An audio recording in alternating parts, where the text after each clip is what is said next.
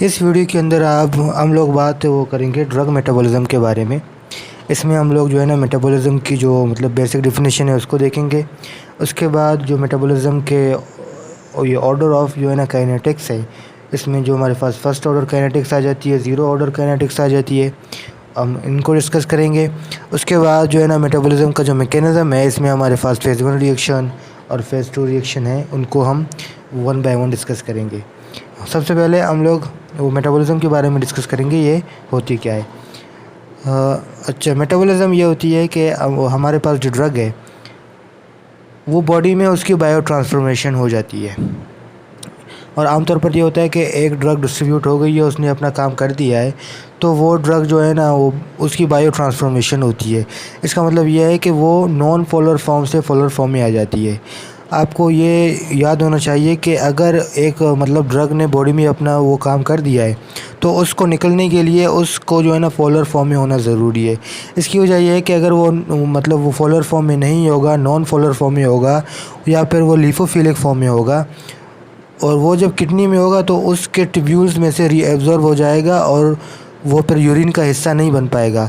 और अगर वो यूरिन का हिस्सा वो नहीं बन पा रहा, क्योंकि बॉडी में अक्सर जो एक्सक्रिएशन होती है वो जो है ना यूरिन के थ्रू होती है, और अगर वो पोलर फॉर्म में मतलब नहीं हुआ तो वो फिर जो है ना बॉडी में ही वो होगा, और इसके हमारे पास जो है ना टॉक्सिक ये इफ़ेक्ट हो सकते हैं, और वो इस तरह से एक्सक्रिएट जो है ना वो फिर नहीं होता।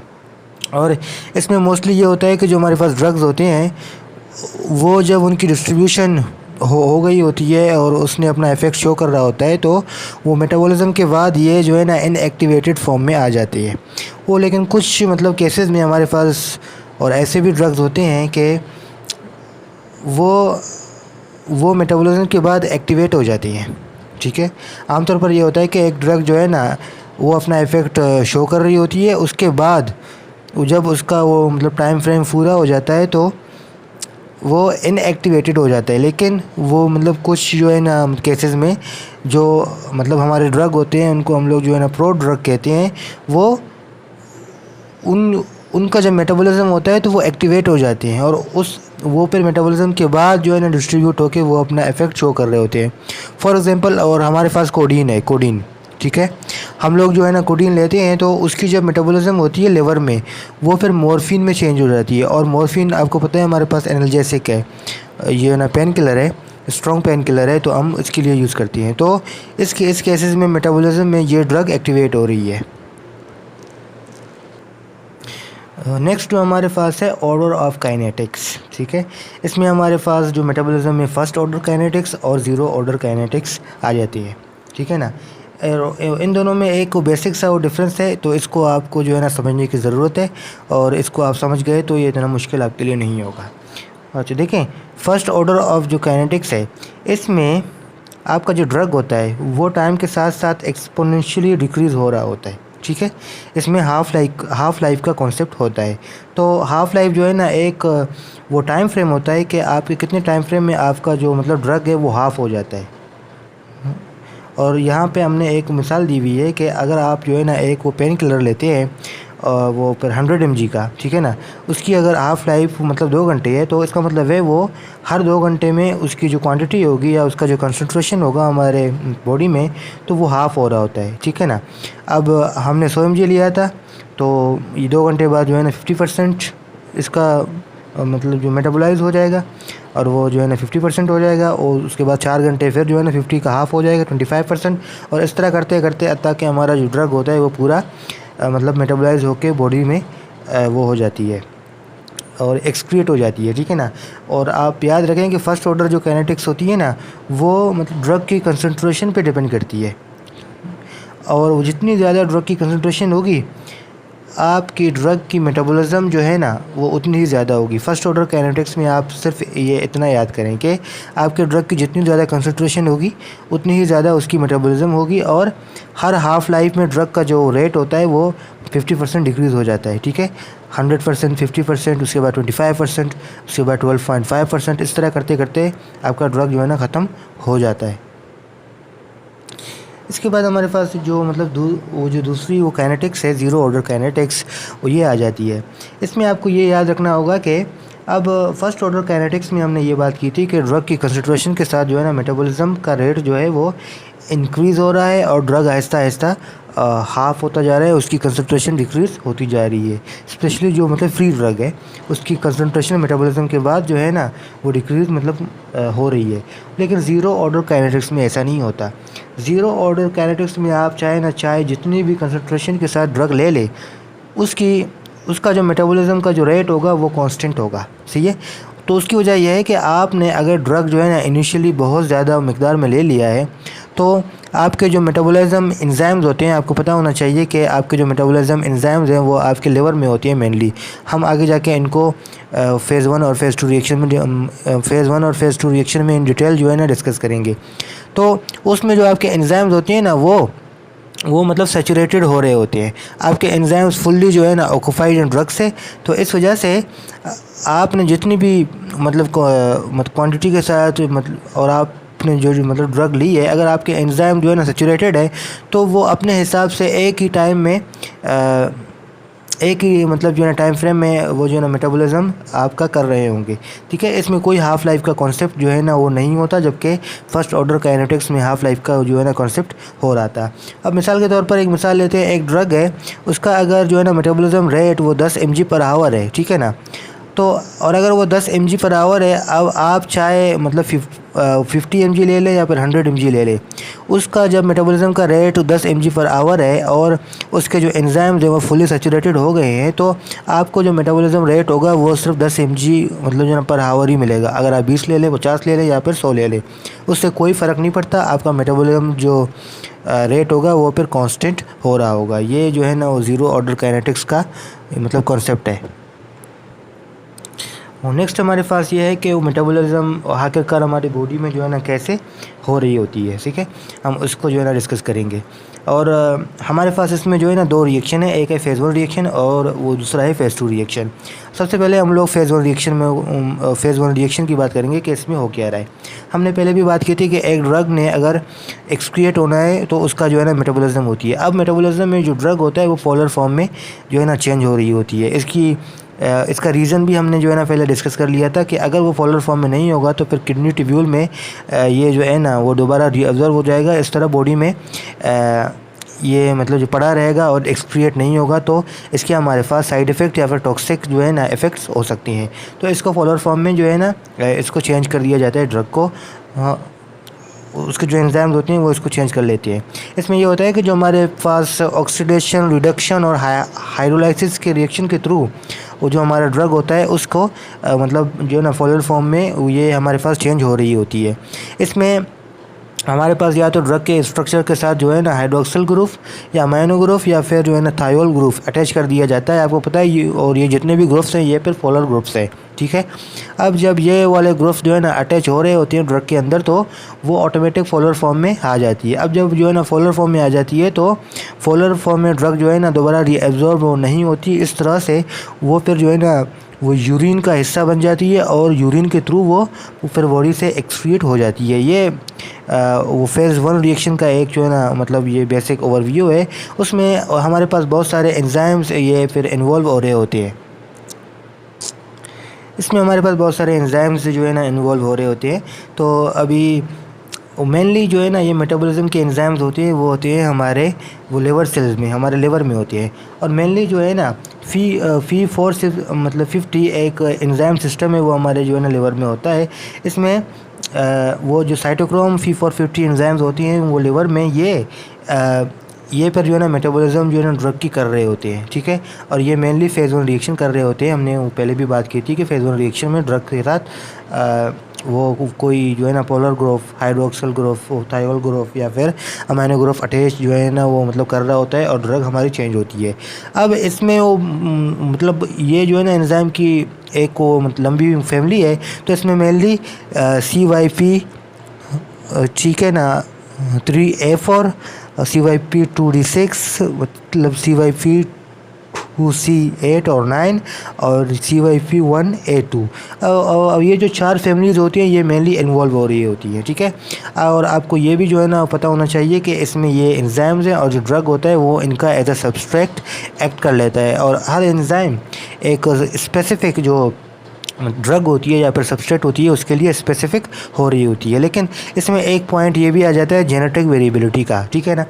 अब कुछ इंडिविजुअल्स ऐसे होते हैं कि वो उनके बॉडी में जो है ना वो कुछ मतलब ख़ास किस्म के या फिर कुछ ख़ास जो मतलब ड्रग्स के जो एंजाइम्स होते हैं वो उनके बॉडी में एब्सेंट होते हैं। अगर वो लोग ऐसे ड्रग्स मतलब अगर लेते हैं तो इसका मतलब है कि उनमें एंजाइम ही नहीं है, उनका वो ड्रग मेटाबोलाइज आसानी से नहीं होगा, तो फ्री फॉर्म में जो मतलब ड्रग होगी वो उनकी बॉडी में जो है ना वो मतलब उसमें फिर अवेलेबल होगी और उसके फिर हमारे पास जो है ना साइड इफ़ेक्ट्स हो सकती हैं। अगर वो मतलब ड्रग की मेटाबॉलिज्म नहीं होती इसका मतलब है ड्रग जो है ना एक्सक्रिएट नहीं हो रहा, तो वो फिर जो है ना फ्री फॉर्म में फिर पड़ा रहेगा और उसके साइड इफ़ेक्ट्स या फिर टॉक्सिक इफ़ेक्ट्स हमारे पास हो सकते हैं। अच्छा, और नेक्स्ट हमारे पास जो है ना CYP इंड्यूसर्स या CYP इनहिबिटर्स जो आगे आएगा वो इसका एक छोटा सा कॉन्सेप्ट है ये। और ये बेसिकली हमारे पास जो है ना ड्रग की जो इंटरेक्शन है तो ये उसकी जो है ना 2 मिसालें हैं, ठीक है। और इसमें ये होता है कि अगर वो हम CYP इंड्यूसर्स की बात करते हैं और अगर आप 2 ड्रग इकट्ठे ले लेते हो तो इसमें ऐसा होता है कि एक ड्रग उनमें से वो ड्रग की मेटाबॉलिज्म को जो है ना ज़्यादा कर लेता है, सही है। इसमें ये होता है कि उनमें से एक ड्रग हमने वो एक मिसाल जो है ना मतलब करते हैं कि अगर आप वो एक ड्रग A और B वो ले रहे हो तो इसमें एक जो ड्रग होगा, सही है, तो उसकी वजह से जो हमारे CYP एंजाइम्स होते हैं लिवर में वो ज़्यादा जो है ना प्रोड्यूस हो रहे होते हैं। अब लिवर में ज़्यादा अगर एंजाइम प्रोड्यूस हो गए तो वो जो दूसरा ड्रग होगा ये वाले एंजाइम जो है ना अगर ज़्यादा हो गए तो ये फिर जो है ना ड्रग को और जल्दी से मेटाबोलाइज जो है ना कर लेंगे, ठीक है। अब वो ड्रग की जो है ना मेटाबॉलिज्म जो रेट है वो हमारे पास वो फास्टर हो जाएगी। अब वो जितनी जल्दी अगर वो ड्रग मेटाबोलाइज होगी तो इसका मतलब है कि जो ड्रग की डिस्ट्रीब्यूशन है वो हमारे पास जो है ना उतने ही कम टाइम के लिए होगी। इसकी वजह से हमारे पास जो इफ़ेक्टिव होते हैं, आपको पता होना चाहिए कि और जब ड्रग मेटाबोलाइज जो है ना नहीं हुआ है, फ्री फॉर्म में घूम रहा है बॉडी में, तो उस टाइम पे ये अपना इफ़ेक्ट शो कर रहा होता है। अगर उसकी फास्ट मेटाबॉलिज्म हो जाती है तो उसकी जो है ना डिस्ट्रीब्यूशन जो टाइम है वो लो हो जाती है और उसके इफ़ेक्टिवनेस हमारे पास लो हो जाती है। इस तरह से ड्रग की जो मतलब उसकी एफिकेसी है वो हमारे पास लो हो जाती है। CYP इंड्यूसर्स जो है ना वो एंजाइम की प्रोडक्शन को बढ़ा के दूसरे ड्रग का मेटाबॉलिज्म फास्ट कर सकते हैं और उनकी इस तरह से इफ़ेक्टिवनेस लो हो सकती है। हम लोग जो है ना CYP इंड्यूसर्स के बारे में कुछ फिर एग्जांपल वो देखेंगे। हमारे पास जो है ना रिफाम्पिन है, ये स्पेशली एक एंटीबायोटिक होती है और इसके लिए इसको जो है ना टीबी में वो यूज़ करते हैं।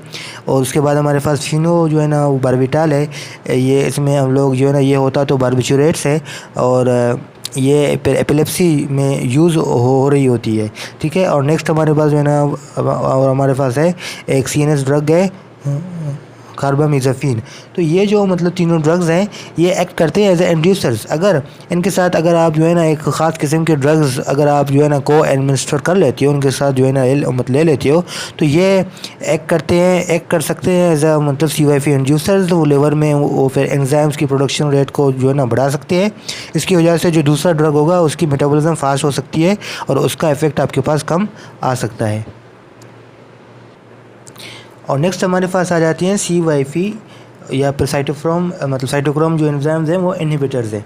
अब और आपको पता होना चाहिए कि साइटोक्रोम एंजाइम वो लिवर में होते हैं और वो आपके ड्रग की मेटाबॉलिज्म जो है ना कर रहे होते हैं। ये इनहिबिटर्स जो है ना ये करते हैं कि वो जो एंजाइम होता है वो उसकी एक्टिविटी को ब्लॉक या फिर रिड्यूस जो है ना कर लेता है। तो इसकी वजह से जो मतलब दूसरे ड्रग का जो मेटाबॉलिज्म होता है उसका रेट आपके पास जो है ना कम हो रहा होता है। अब वो ड्रग की अगर मेटाबॉलिज्म रेट जो है ना कम हो रही है तो इसका मतलब है वो फिर जो है ना वो फिर फ्री फॉर्म में या उसकी डिस्ट्रीब्यूशन आपके पास ज़्यादा टाइम के लिए हो जाती है। और आपको पता होना चाहिए कि जब वो फ्री मतलब ड्रग आपके बॉडी में जो है ना अगर ज़्यादा टाइम के लिए घूम रही है तो उसके टॉक्सिक या फिर साइड इफ़ेक्ट्स आपके पास ज़्यादा आ सकती है। अब और ऐसे केसेस में हम लोग कुछ एग्जांपल्स मतलब देखते हैं, जैसे कि हमारे पास 2 ड्रग्स हैं, एक है जो है ना ओमेप्राजोल और दूसरा वारफेरिन। ये ओमेप्राजोल हमारे पास जो है ना जो एसिड जो रिफ्लक्स होता है ये इसके लिए यूज़ हो रहा होता है, या फिर जो मतलब एसिडिटी होती है, एसिड रिफ्लक्स होता है, और भी बहुत सारे इश्यूज़ हो सकते हैं मतलब जैसे कि स्टमक में जो है ना HCl की प्रोडक्शन मतलब ज़्यादा हो रही है, तो उसको ब्लॉक करने के लिए हम लोग ओमेप्राज़ोल यूज़ कर रहे होते हैं। अगर इसको वारफेरिन के साथ आप जो है ना वो ले लेते हो, तो ओमेप्राज़ोल जो है ना वारफेरिन की मेटाबॉलिज्म को वो रिड्यूस कर सकती है, जिसकी वजह से वारफेरिन की वो जो है ना मेटाबॉलिज्म वो रिड्यूस होगी और वो फ्री फॉर्म में ज़्यादा रहेगी, तो वो वारफेरिन का इफ़ेक्ट जो है ना आपके पास इंक्रीज़ हो जाएगा। अब इस तरह जो है ना कीटो मतलब कोनाजोल है, ये आपके पास एंटीफंगल है, और एरिथ्रोमाइसिन है, ये एंटीबायोटिक है, और आपके पास जो है ना सिमिटोडीन है, ये भी एसिड रिफ्लेक्स है। ये कुछ ऐसे ड्रग्स हैं, ये एक्ट कर सकते हैं एज ए CYP इनहिबिटर्स। इसके साथ अब अगर आप खास किस्म के ड्रग्स जो है ना ले लेते हो, जैसे हमने वो मिसाल दिया था ओमेप्राज़ोल और वारफेरिन का, तो उससे ये होगा कि दूसरे ड्रग की मेटाबॉलिज्म जो है ना रेट उसका वो लो हो जाएगा, और उसके इफ़ेक्ट आपके पास ज़्यादा आ सकते हैं, जिसकी वजह से साइड इफ़ेक्ट्स या फिर जो मतलब टॉक्सिक इफ़ेक्ट्स होते हैं वो आपके पास हो सकते हैं। और यहाँ तक और हमारा था फेज़ 1 जो मतलब रिएक्शन हो रहा था कि इसमें जो ड्रग था उसमें OH या फिर वो थायोल और जो अमाइनो ग्रुप होता है वो पर अटैच हो रही होती है, और आपका ड्रग जो है ना पोलर फॉर्म में मतलब चेंज हो रहा होता है। और नेक्स्ट हमारे पास फेज़ 2 रिएक्शन आ जाते हैं। वो फेज़ 2 रिएक्शन असल में हमारे पास कंजुगेशन रिएक्शन होती है, ठीक है। इसके पास अब मतलब वो बाज़ दफ़ा ऐसे हो रहा होता है कि वो ड्रग की अगर वो लिपोफिलिक जो है ना कैरेक्टर ज़्यादा है और वो फेज़ 1 रिएक्शन से आसानी से पोलर फॉर्म में चेंज नहीं हो रही, तो हमारे पास फेज़ 2 रिएक्शन हो सकती है। तो ये जो है ना कंजुगेशन रिएक्शन है, और इसमें ये हो रहा होता है कि जो है ना कंजुगेशन का जो वो रिएक्शन है उसके थ्रू कोई highly polar group functional group जो है ना वो ड्रग के मॉलिक्यूल्स के साथ अटैच हो रहा होता है। फॉर एग्जांपल हमारे पास अमाइनो एसिड है, एसिटिक एसिड है, सल्फ्यूरिक एसिड है, और फिर ग्लूकोरोनिक जो एसिड्स है, ये हाईली जो है ना पोलर ग्रुप होते हैं, और वो कंजुगेशन रिएक्शन के थ्रू एंजाइम जो वो कुछ होते हैं, एंजाइम भी हमारे पास उसकी एग्जांपल जो है ना वो मतलब मौजूद है। ये ग्रुप्स जो है ना ये ग्रुप्स वो फिर अटैच वो कर लेते हैं, वो अटैच हो जाते हैं हमारे ड्रग के मॉलिक्यूल में, और वो हाईली जो है ना पोलर हो जाता है, तो उसकी वजह से उसका जो एक्सक्रीशन होता है वो फिर इजी रहता है। अब मिसाल के तौर पर मेनली इसमें फिर हेपेटिक जो है ना एंजाइम्स होते हैं, ठीक है, और वो जो वाटर मॉलिक्यूल्स मतलब वाटर सोल्यूबल मॉलिक्यूल्स हैं, या फिर मतलब वो पोलर जो है ना ग्रुप्स हैं। अब जैसे कि हमने बात की थी जैसे कि amino acid, acetic acid, sulphuric acid, ठीक है ना, वो मतलब ये एंजाइम्स ये अटैच कर लेते हैं, और उसकी वजह से ड्रग जो है ना वो मोर पोलर हो जाती है, ठीक है। इसमें हमारे पास जो एंजाइम है अमाइनो एसिड ट्रांसफरेज है, सोडियम एसिटाइल ट्रांसफरेज है, मिथाइल जो है ना ट्रांसफरेज है, और जो है ना ग्लूटाथायोन एस ट्रांसफरेज है। ये ऐसे एंजाइम्स होते हैं कि ये फिर कंजुगेशन रिएक्शन कर रहे होते हैं, और हमारे पास ये मतलब फेज़ 2 रिएक्शन वो ड्रग की हो रही होती है। अब नेक्स्ट एक वो छोटा सा ये नोट है, ठीक है। अब कुछ ड्रग ऐसे होते हैं कि उनके स्ट्रक्चर में ऑलरेडी जो है ना वो फंक्शनल ग्रुप मतलब अटैच हो रहा होता है, पोलर ग्रुप, तो उनको अब इनको फिर फेज़ 1 रिएक्शन की ज़रूरत नहीं होती। वो फेज़ 1 रिएक्शन में किस टाइम हो रहा था, जब उस ड्रग के मॉलिक्यूल में OH अमाइनो या फिर SH जो है ना ग्रुप नहीं था, उसमें वो ये वाले ग्रुप ऐड हो रहे थे। अगर किसी वो मतलब ड्रग में ऑलरेडी ये वाले ग्रुप ऐड हैं, तो इनको फेज़ 1 रिएक्शन में मत जाने की ज़रूरत नहीं है, वो डायरेक्ट उनकी मेटाबॉलिज्म जो है ना फेज़ 2 रिएक्शन से स्टार्ट हो सकती है। फॉर एग्जांपल हमारे पास कुछ ड्रग्स के एग्जांपल्स हैं। हमारे पास जो है ना पैरासीटामोल है, उसमें ऑलरेडी OH ग्रुप अटैच हुआ होता है। इसके अलावा हमारे पास डोपामीन है, हमारे पास मिथाइल डोपा है, हमारे पास वो मॉर्फिन है, और हमारे पास जो है ना वो लीवोडोपा। इसमें पहले से जो है ना पोलर ग्रुप अटैच हो रहे होते हैं, तो इनको फेज़ 1 रिएक्शन की ज़रूरत नहीं होती, और ये फिर डायरेक्टली फेज़ 2 रिएक्शन से इन्वॉल्व हो रही होती है। अब ये था और हमारा आज का वीडियो। अगर मुझे उम्मीद है कि वो मेटाबॉलिज्म का जो कॉन्सेप्ट होगा वो आपको समझ आ रहा होगा कि ये मतलब कैसे होती है, इसके वो मैकेनिज़्म वगैरह। और अगर इसमें से अगर आपका कोई सवाल है तो आप मुझसे जो है ना पूछ सकते हैं। और वो फिर मेरी जो है ना गुजारिश है कि आप मेरे चैनल को सब्सक्राइब करें, ताकि मैं ऐसी कोई इन्फॉर्मेटिव नई वीडियोज़ जो है ना अपलोड वो कर सकूँ, तो आपको बआसानी वो फिर मिल सके। Thank you.